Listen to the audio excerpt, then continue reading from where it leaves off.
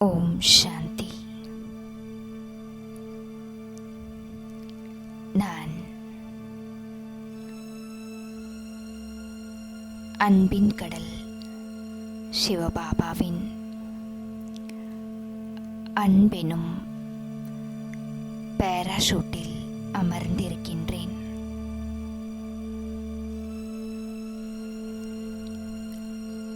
அன்பு மழையில் நனைந்தவாறே நான்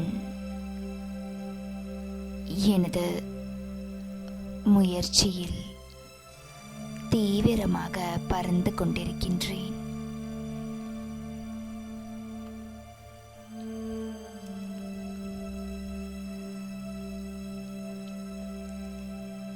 இந்த அதிவேகமாக பறக்கக்கூடிய பாராசூட்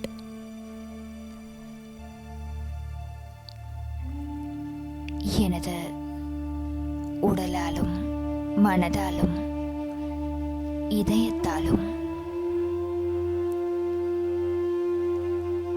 பாபாவை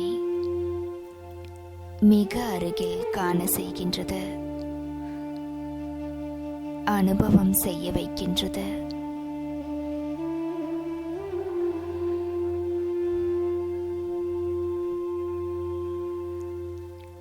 அன்பில் அனைவருமே நம்பர் 1 தான்.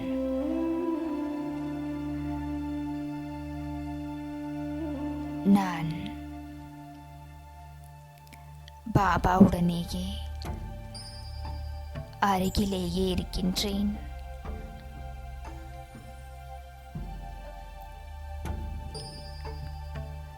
அனைத்திலும் வெற்றி அடைகின்றேன். சூழ்நிலைகளையும் கடந்து செல்கின்றேன்.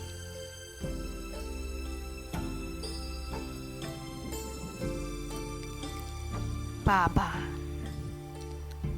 என் கண்களில் சதா அமர்ந்திருக்கின்றார். அருகிலும் அமர்ந்திருக்கின்றார், கண்களிலும் அமர்ந்திருக்கின்றார். பறந்து கொண்டே செல்கின்றேன். மாயை என் அருகில் வரவே முடியாது. ஓம் சாந்தி. 27/10/2024 அவ்யக்த பாப்தாதா. Revise date 8/10/2002 Madhuban. ஆன்மீக அன்பின் விக்கிரகமாகி அறிவுரை சொல்வதுடன் கூடவே ஒத்துழைப்பையும் வழங்குங்கள். இன்று விசேஷமாக மதுபன் நிவாசிகளான சகோதர சகோதரிகளை பாப்தாதா சந்திக்கின்றார். இன்று அன்பு கடலான பாப்தாதா தன்னுடைய மாஸ்டர் ஞானக் கடலான குழந்தைகளோடு சந்திப்பை கொண்டாடி கொண்டிருக்கின்றார். இந்த பரமாத்ம அன்புதான் குழந்தைகளினுடைய வளர்ப்புக்கான ஆதாரம் ஆகும். எவ்வாறு பரமாத்ம அன்பு என்பது பிராமண வாழ்க்கைக்கு ஆதாரமாக இருக்கிறதோ அதுபோலவே பிராமண குடும்பத்திற்கு ஆதாரம் ஆன்மீக அன்பாகும். இந்த ஆன்மீக அன்பை குழந்தைகளான நீங்கள்தான் அனுபவம் செய்ய முடியும். தற்கால உலகத்தின் ஆத்மாக்கள் இந்த உண்மையான சுயநலமற்ற ஆன்மீக பரமாத்ம அன்புக்காக தாகத்தோடு இருக்கின்றார்கள். அப்பேற்பட்ட உண்மையான அன்பானது பிராமண ஆத்மாக்களான உங்களைத் தவிர வேறு யாருக்கும் கிடைக்க முடியாது. தாகமுள்ள ஆத்மாக்களின் தாகத்தை தணிக்கக்கூடியவர்கள் தங்களை எப்பொழுதும் பரமாத்ம அன்பு மற்றும் ஆன்மீக அன்பில் மூழ்கி இருப்பதாக அனுபவம் செய்கிறீர்களா? அன்பை வழங்கும் வள்ளலாக அல்லது தேவதையாக சதா நீங்கள் இருக்கிறீர்களா? போகும்போதும் வரும்போதும் ஆன்மீக அன்பு நிறைந்த விருத்தி, திருஷ்டி, பேச்சு, சம்பந்தம் மற்றும் தொடர்பு, அதாவது கர்மத்தை அனுபவம் செய்கிறீர்களா? எப்பேற்பட்ட ஆத்மாவாக நீங்கள் இருந்தாலும் பிராமணர்களான உங்களுடைய இயல்பான விருத்தி, உள்ளுணர்வு மற்றும் பிராமண சுபாவம் உருவாகிவிட்டதா? உருவாக்க வேண்டுமா அல்லது உருவாகிவிட்டதா? தந்தையை பின்பற்றுங்கள், தாயை பின்பற்றுங்கள். Follow father, follow mother. தனது பிராமண பிறவியின் ஆரம்ப காலத்தை நினைத்து பாருங்கள். வெவ்வேறு இயல்புடையவர்கள் தந்தையுடைய குழந்தைகளாக ஆனார்கள். அன்பு கடலான தந்தை ஒரே ஒரு அன்பு கடல் என்ற சொரூபத்தின் அனாதி சுபாவத்தின் மூலம் அனைவரையும் தன்னுடையவராக ஆக்கிவிட்டார் அல்லவா? ஒருவேளை உங்கள் அனைவருடைய வெவ்வேறு சுபாவத்தை அவர் பார்த்திருந்தால் தன்னுடைய குழந்தைகளாக ஆக்கியிருக்க முடியுமா? எனவே என்னுடைய இயல்பான சுபாவம் என்ன என்று தனக்குத்தானே கேட்டுக்கொள்ளுங்கள். சிலரிடம் பலவீனமான சுபாவம் உள்ளது. உண்மையில் பிராமண வாழ்க்கையின் இயற்கையான சுபாவம் மாஸ்டர் அன்பு கடல் என்பதாகும். அன்பு என்பது கல்லையும் தண்ணீராக்கி விடுகிறது என்று உலகத்தினரே கூறுகிறார்கள் என்றால், ஆன்மீக அன்பு, பரமாத்ம அன்பை பெற்று கொடுக்கக்கூடியவர்கள் வெவ்வேறு சுபாவத்தை மாற்ற முடியாதா? முடியுமா அல்லது முடியாதா? யார் முடியும் என்று நினைக்கிறீர்களோ ஒரு கையை உயர்த்துங்கள். நல்லது, வாழ்த்துக்கள். பிறகு சர்க்கம்ஸ்டான்சஸ், அதாவது சூழ்நிலைகள் வருகின்றன. அவை வரத்தான் செய்யும். அவை பிராமண வாழ்க்கையின் சாலையோர காட்சிகளாகும். மேலும் சாலையோர காட்சி ஒருபோதும் ஒரே மாதிரி இருக்காது. சில நேரம் பார்ப்பதற்கு அழகாகவும் இருக்கும், சில நேரம் அழுக்காகவும் இருக்கும். ஆனால் கடந்து செல்வது என்பது பிரயாணிகளின் வேலையாகும். சாலையோர காட்சி மாற்றம் அடைவதற்கான விஷயம் இல்லை. எனவே பாப்தாதா என்ன விரும்புகின்றார்? அனைத்தையும் தெரிந்து கொள்வதில் நீங்கள் புத்திசாலி ஆகிவிட்டீர்கள் அல்லவா? இன்று மதுபன் நிவாசிகளுக்கு விசேஷமான வாய்ப்பு கிடைத்துள்ளது. பொன்னான வாய்ப்பு அல்லவா? நல்லது. இந்த பொன்னான வாய்ப்புக்கான கைமாறு என்ன? மிகவும் ஊக்கம் உற்சாகத்துடன் இந்த வாய்ப்பை நீங்கள் பெற்றிருக்கிறீர்கள். கீழே அமர்ந்திருப்பவர்களும் கூட, அதாவது மதுபன் நிவாசி சகோதர சகோதரிகளை தவிர அன்று மற்ற எல்லோரும் பாண்டவ பவனில் முரளி கேட்டுக்கொண்டிருக்கிறார்கள். அதனால் பாபா கீழே இருப்பவர்களும் கூட மதுபன் நிவாசிகள்தான். ஆனால் இன்று ஒவ்வொரு குழுவாக சந்திப்பதற்கான வாய்ப்பு கிடைத்திருக்கிறது. அத்தனை பேரும் ஒன்றாக சேர்ந்தால் தூர தூரமாக அமர்ந்து விடுவீர்கள். ஆகையால் கொஞ்சம் கொஞ்சம் பேர் கொண்ட குழுவாக பிரிக்கப்பட்டுள்ளது. மற்றபடி அனைவருமே மதுபன் நிவாசிகள் ஆவீர்கள். சென்டரில் இருப்பவர்களுக்கும் கூட நிரந்தரமான முகவரி மதுபன் தான் ஆகும் அல்லவா? பிராமணர் என்றாலே அவர்களுக்கான நிரந்தர முகவரி மதுபன் ஆகும். மதுபன் வீடாகும். மற்றவையெல்லாம் சேவை ஸ்தானம் ஆகும். ஆகையால் இன்று எங்களை மதுபன் நிவாசிகளில் இருந்து விலக்கிவிட்டார்கள் என்று நினைக்க வேண்டாம். நீங்கள் அனைவரும் மதுபன் நிவாசிகளே ஆவீர்கள். உங்களை மட்டும் முன்னால் பார்ப்பதற்கு பாப்தாதா விரும்புகின்றார். சிறிய குழு என்றால் தெளிவாக பார்க்க முடிகிறது. இப்போது கூட பாருங்கள், பின்னால் அமர்ந்திருப்பவர்கள் அந்த அளவு தெளிவாக தெரியவில்லை. அருகில் அமர்ந்திருப்பவர்கள் தெளிவாக தெரிகிறார்கள். ஆனால் பின்னால் உள்ளவர்கள் உள்ளத்திலிருந்து தூரமாக இல்லை. கீழே அமர்ந்திருப்பவர்களும் உள்ளத்திலிருந்து தூரமாக இல்லை. எல்லாருமே பாப்தாதாவுடைய உள்ளத்திற்கு நெருக்கமான குழந்தைகள் தான் அப்படின்னு சொல்கிறாரு. நிகழ்கால நேரத்தின் பிரகாரம் லவ் மற்றும் லா, சட்டம் மற்றும் அன்பு இவற்றில் சமநிலையை வைக்க வேண்டும் என்பதையே பாப்தாதா விரும்புகின்றார். ஆனால் சட்டம் மற்றும் அன்பை சமமாக்கி கொண்டு சட்டத்தை மட்டும் எடுத்துக்கொள்ளக்கூடாது. அந்த சட்டத்திலும் கூட அன்பின் உணர்வு இருக்க வேண்டும். சாக்கார சுரூபத்தில் பிரம்மா பாபாவை பார்த்திருக்கிறீர்கள். சட்டத்தின் கூடவே அன்பை அந்த அளவு கொடுத்தார். அப்போது ஒவ்வொரு குழந்தையின் வாயிலிருந்தும் பாபாவிற்கு என் மீது அன்பு உள்ளது, என்னுடைய பாபா, மேரா பாபா என்ற சொற்களே வெளிப்பட்டன. சட்டத்தை அவசியம் பயன்படுத்துங்கள், ஆனால் சட்டத்தின் கூடவே அன்பையும் கொடுங்கள்.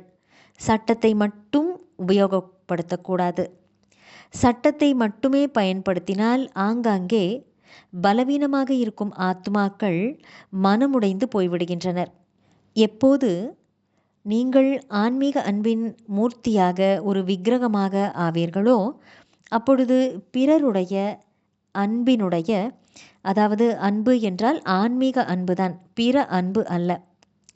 ஆன்மீக அன்பு என்றால் ஒவ்வொரு பிரச்சனைக்கும் தீர்வு காண்பதிலே சகயோகி ஆவது ஆகும். அறிவுரையை மட்டும் கொடுக்கக்கூடாது, அறிவுரையுடன் கூடவே ஒத்துழைப்பையும் சேர்த்து கொடுக்க வேண்டும். இதுதான் ஆன்மீக அன்பின் மூர்த்தி ஆவதாகும், அதாவது ஆன்மீக அன்பின் விக்கிரகமாவதாகும்.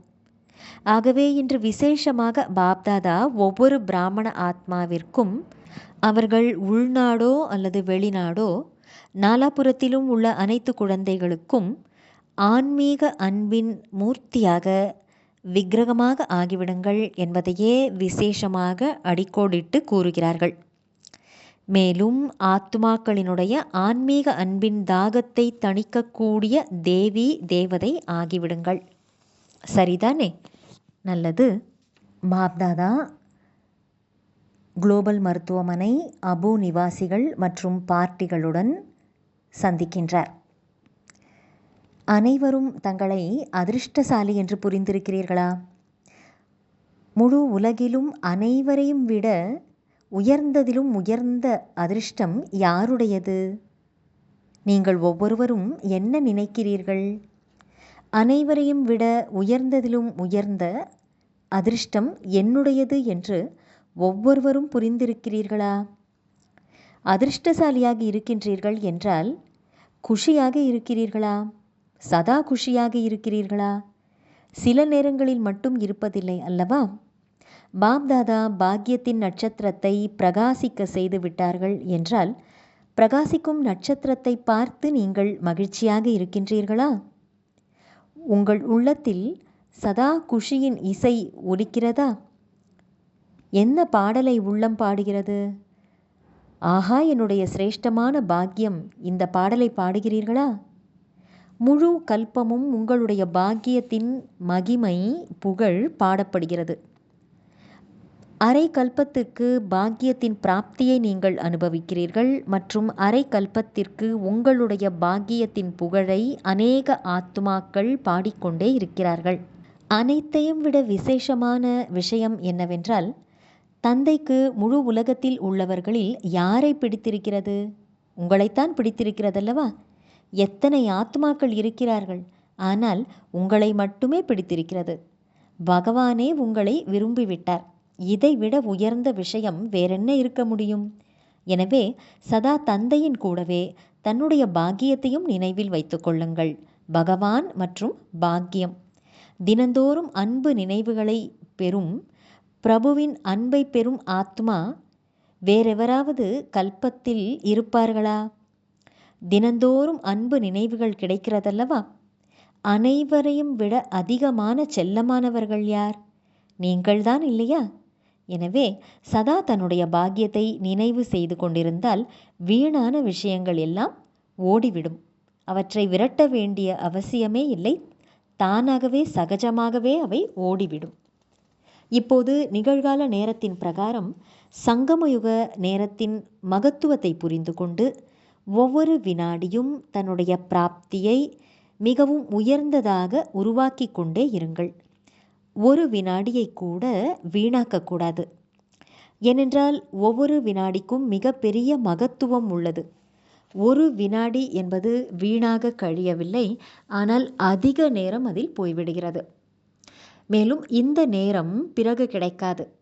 நேரத்தை பற்றிய அறிமுகம் நல்ல முறையில் இருக்கிறது இல்லையா? நினைவில் இருக்கிறதா? பாருங்கள், இன்று உங்கள் அனைவருக்கும் சிறப்பான நேரம் கிடைத்துள்ளதல்லவா? ஒருவேளை அனைவரும் சேர்ந்து வந்திருந்தீர்கள் என்றால் தெரிந்திருக்கவே மாட்டீர்கள். அதாவது தெளிவாக பார்வைக்கு தெரிந்து இருக்கவே மாட்டீர்கள். இப்பொழுதோ யார் யார் வந்திருக்கிறீர்கள் என்பதை பார்த்து கொண்டிருக்கின்றோம். அனைவரும் விசேஷமான ஆத்மாக்கள் ஆவீர்கள். தன்னுடைய விசேஷத்தன்மையை அறிந்து கொண்டு விசேஷத்தன்மையை காரியத்தில் மட்டும் ஈடுபடுத்துங்கள். நாடக பிரகாரம் ஒவ்வொரு பிராமண ஆத்மாவுக்கும் ஒவ்வொரு விசேஷத்தன்மை, ஏதாவது விசேஷத்தன்மை கிடைத்திருக்கிறது.